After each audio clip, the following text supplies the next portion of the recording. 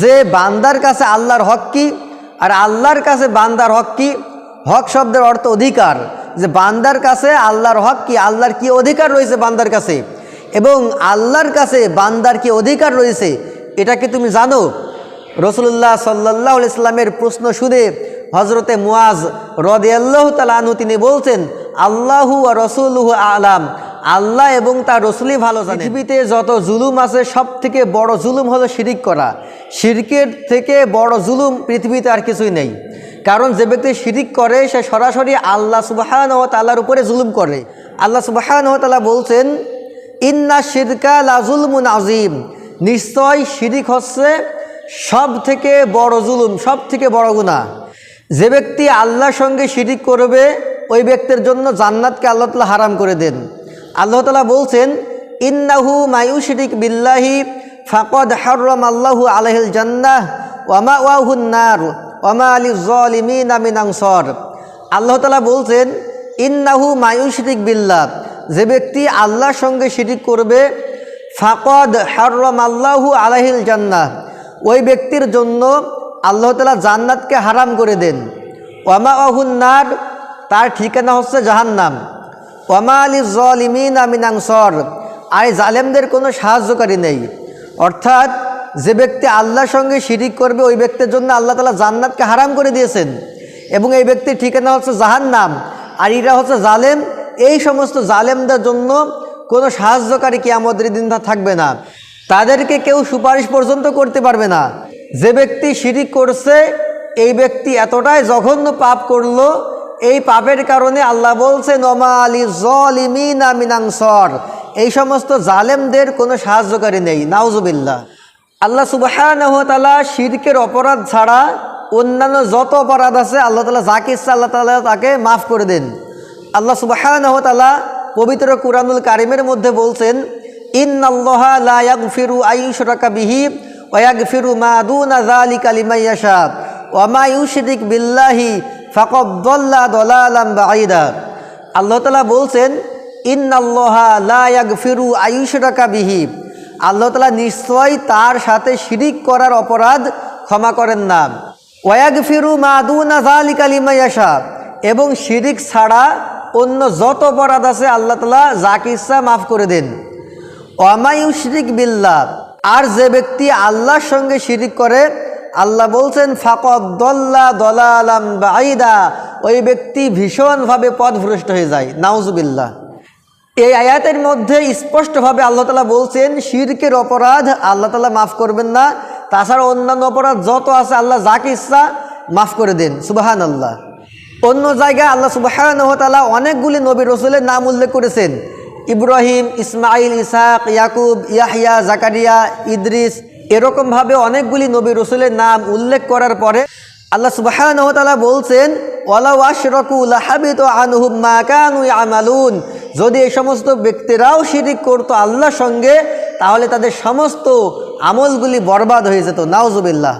আরেক জায়গায় স্পেশালভাবে আল্লাহ রসুল সাল্লাল্লাহু আলাইহি সাল্লামের ব্যাপারেই বলা হচ্ছেন, হে নবী, লাইন আশরাকতা, যদি তুমি নিজেও শিরিক করো, লা ইয়াহবাতান্না আমালুকা, তাহলে তোমার সমস্ত আমলগুলি বরবাদ হয়ে যাবে।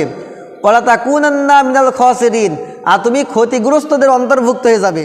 রাসূলুল্লাহ সাল্লাল্লাহু আলাইহি ওয়াসাল্লামের কাছে একজন ব্যক্তি এসে জিজ্ঞাসা করছেন, হে আল্লাহর রসুল, আল্লাহর কাছে সব থেকে ঘৃণিত পাপ কোনটা, জঘন্যতম পাপ কোনটা? রাসূলুল্লাহ সাল্লাল্লাহু আলাইহি ওয়াসাল্লাম বলছেন, আল্লাহর সঙ্গে শিরিক করা। আল্লাহর সঙ্গে শিরিক করা হচ্ছে সবচেয়ে জঘন্যতম পাপ।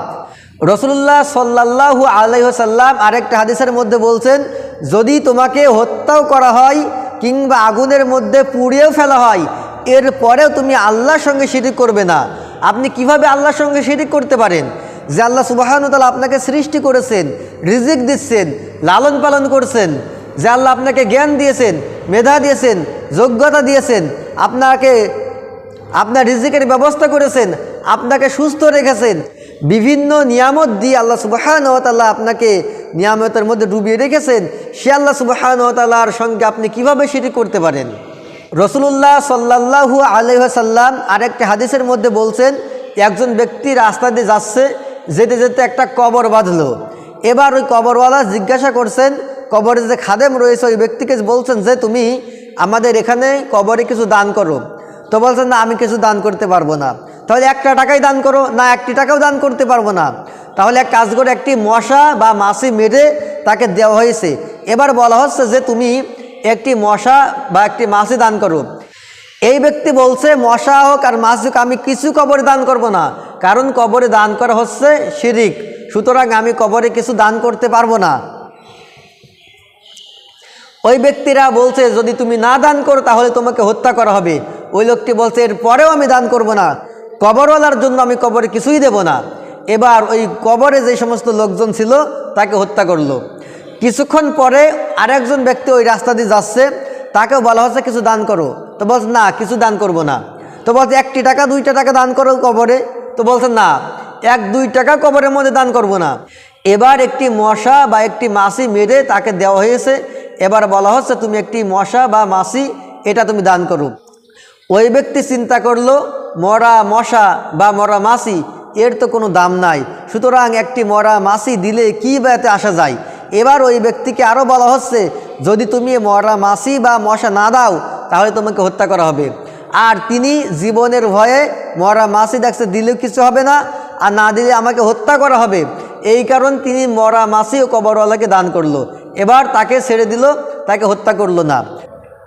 রাসূলুল্লাহ সাল্লাল্লাহু আলাইহি ওয়াসাল্লাম বলছেন যাকে হত্যা করা হয়েছে ওই ব্যক্তি কিয়ামতের দিনে যাবে জান্নাতে, আর যে ব্যক্তি মরা মাছি দান করলো কবরে ওই ব্যক্তি কিয়ামতের দিনে যাবে জাহান্নামে। নাউজুবিল্লাহ বলেন।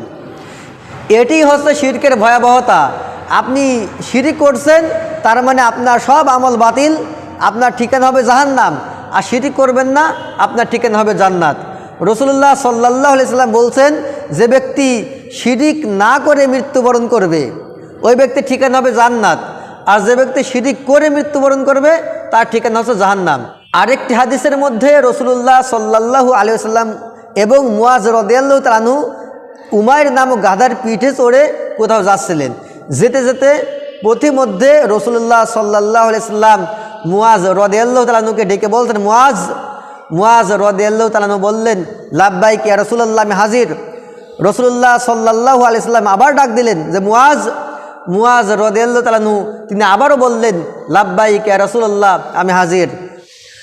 রাসূলুল্লাহ সাল্লাল্লাহু আলাইহি ওয়াসাল্লাম তৃতীয়বারের জন্য ডাক দিলেন যে মুয়াজ রাদিয়াল্লাহু তাআলা আনহু, তিনি বলছেন লাব্বাইক ইয়া রাসূলুল্লাহ, আমি হাজির। রাসূলুল্লাহ সাল্লাল্লাহু আলাইহি ওয়াসাল্লাম বলছেন হে মুয়াজ, তুমি কি জানো যে বান্দার কাছে আল্লাহর হক কি আর আল্লাহর কাছে বান্দার হক কি? হক শব্দের অর্থ অধিকার, যে বান্দার কাছে আল্লাহর হক কি, আল্লাহর কি অধিকার রয়েছে বান্দার কাছে, এবং আল্লাহর কাছে বান্দার কি অধিকার রয়েছে এটা কি তুমি জানো? রাসূলুল্লাহ সাল্লাল্লাহু আলাইহি ওয়াসাল্লামের প্রশ্ন শুনে হযরতে মুয়াজ রাদিয়াল্লাহু তাআলা আনহু তিনি বলছেন আল্লাহু ওয়া রাসূলুহু আ'লাম, আল্লাহ এবং তার রাসূলই ভালো জানেন। রাসূলুল্লাহ সাল্লাল্লাহু আলাইহি ওয়াসাল্লাম এবার বলছেন যে হে মুয়াজ, বান্দার কাছে আল্লাহর যে হক, আল্লাহর যে অধিকার, আল্লাহর যে চাওয়া পাওয়া তা হচ্ছে বান্দা একনিষ্ঠভাবে আল্লাহর ইবাদত করবে, তার সাথে কোনো কিছুকে শরিক করবে না। এটা হচ্ছে আল্লাহর অধিকার, আল্লাহর হক। বান্দার কাছ থেকে আল্লাহর হক হলো এটা। আর আল্লাহর কাছে বান্দার যে অধিকার, বান্দার যে হক তা হচ্ছে যে বান্দা আল্লাহ সুবহানাহু ওয়া তাআলার সাথে কোনো কিছুকে শরিক করবে না, আল্লাহর সাথে শিরিক না করে মৃত্যুবরণ করবে, ওই ব্যক্তিকে জাহান্নামে না দেওয়া হলো বান্দার হক, বান্দার অধিকার। সুবহানাল্লাহ। অর্থাৎ আপনি যদি একনিষ্ঠতার সঙ্গে আল্লাহর ইবাদত করেন, আল্লাহর উপাসনা করেন, আল্লাহর সঙ্গে কাউকে শরিক সাব্যস্ত না করেন, আল্লাহর হক যদি আপনি আল্লাহকে দিয়ে দেন, তাহলে আপনাকে জাহান্নামে না দেওয়া হচ্ছে আপনার হক, আপনার অধিকার আল্লাহর কাছ থেকে, তাহলে আল্লাহ আপনার হক আল্লাহ আপনাকে দিয়ে দিবেন ইনশাল্লাহ। সুবহানাল্লাহ বলি। এই কারণে শিরিক থেকে আমাদেরকে বেঁচে থাকতে হবে, শিরিকের ভয়াবহতা থেকে আমাদেরকে অবশ্যই বেঁচে থাকতে হবে। যদি আমরা শিরিক না করে মৃত্যুবরণ করতে পারি ইমানের সাথে, ইনশাল্লাহ আল্লাহ তাআলা আমাদেরকে জান্নাত দান করবেন। আল্লাহ তাআলা আমাদেরকে বুঝার তৌফিক দান করুন। আমিন। ওমা আলাইনা ইল্লাল বালাগুল মুবিন।